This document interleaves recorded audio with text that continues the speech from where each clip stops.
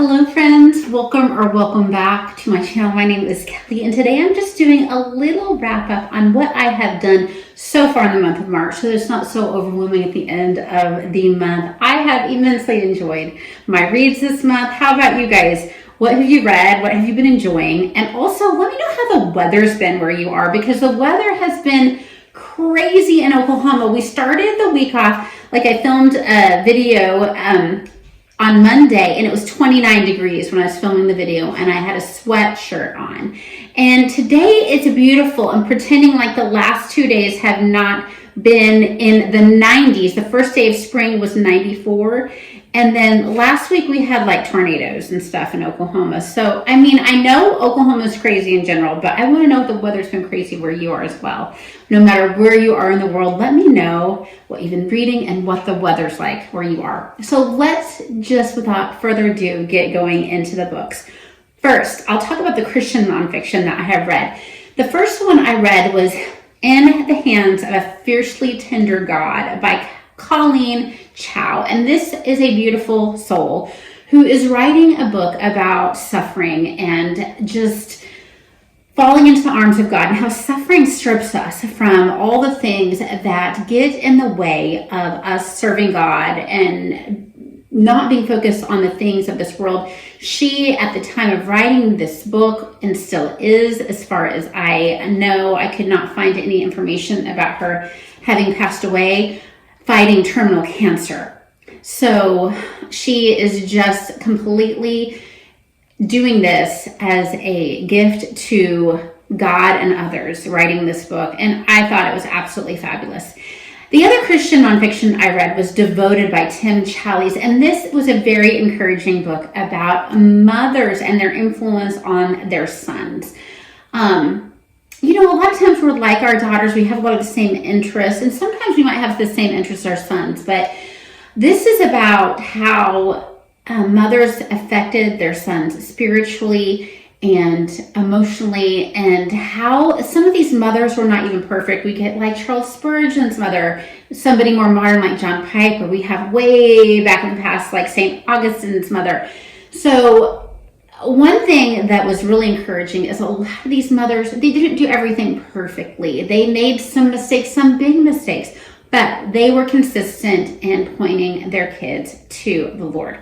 All right, now we're going to go into the middle grade reads. Yay! I am saving my best read, which actually was not a middle grade, for last, that I read so far. First, I read out loud The Wild Robot to my kids by Peter Brown, and this is a book about a robot who gets, so we're kind of in the future where robots are doing a lot more for society, maybe headed there soon, and this little robot gets stuck on in the wilderness on an island, and all the other little robot parts in this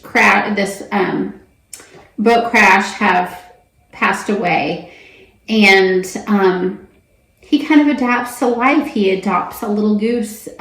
It's just really sweet. It was a little young for my kids, but they enjoyed it. They're young teens and a preteen, but we still really liked it. I had mentioned I might want to read it aloud to my daughter, and so she bought it for me for Christmas, which was so super sweet.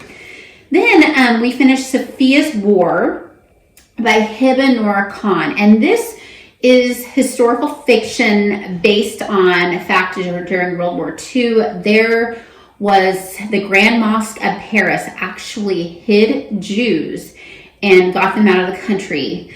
So the little girl Safiyyah is a fictional character, and her family is helping a lot. They live at the mosque, and her father is actively involved in getting false paperwork and things like that. The family itself is fictional, but the events really did happen. And I don't know, there was just something so deeply emotional about reading this, and just what the world tells you that all Muslims and Jewish people hate each other. It just simply is not true, and has not always been true.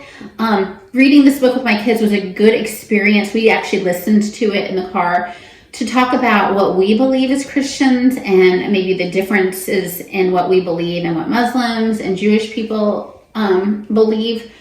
But we're all called to love. So And every single one of us is made in God's image. So as Christians, we are to be light bearers. And as there are so many things in this world that tell us that we should hate, we are called to love. So that is just so much of what I got from reading this book, that my role as a Christian is to reflect Christ as much as I possibly can.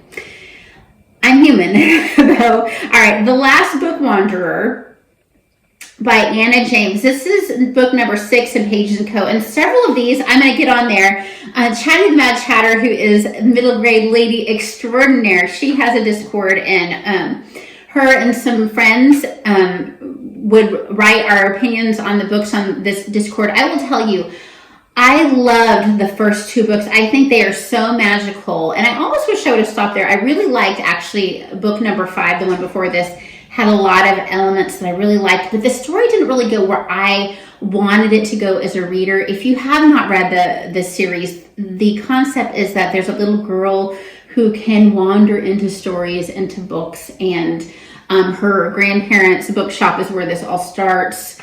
And it's just so lovely and magical, but the story goes off for me. And this last book, the end was really beautiful to me about, that books are powerful and they can take on a life of their own in a way. But the story in general had some elements of Merlin, and it was not my favorite way to deal with the character of Merlin, and also elements of Greek mythology, and I quite enjoy Greek mythology. And if you've read things like Percy Jackson or the real Greek mythology, it just kind of, to me, fell flat, but that's just my opinion. All right, and then I'm going to tell you my most recent finish and my absolute favorite book that I've read in a long time. I know I said that about Gentleman in Moscow after I wrapped up January. This may eclipse A Gentleman in Moscow just a little bit. And I read this with Dia from Novel Idea, and it is in This House of Brede by Rumer Godden. We have Philippa, who goes to a Benedictine nunnery, basically, and she has been a very high-powered businesswoman in the 1950s, post-World War II. She is a widow.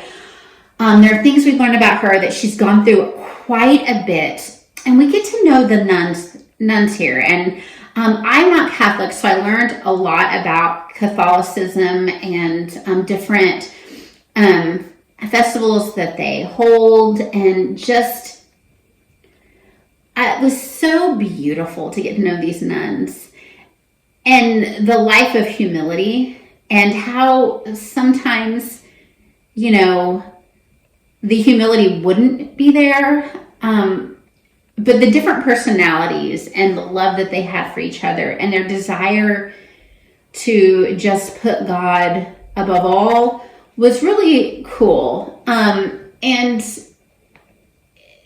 there were some storylines in there that reminded me of just, I'm taking a lot of things back to the Christian life today. I realized that in my wrap up, but I can't help it. It's just the humility and the surrender that should come with serving God, just the surrender. And so I found that to be beautiful. And reading with Dia, I always say it's just so therapeutic. It's so much cheaper than paying for therapy. I love you, Dia. All right, friends, that is wrapped up what I've read so far. I've got lots more books going now, and I will wrap them up after March ends. Let me know how you're doing. Read a lot. Bye-bye.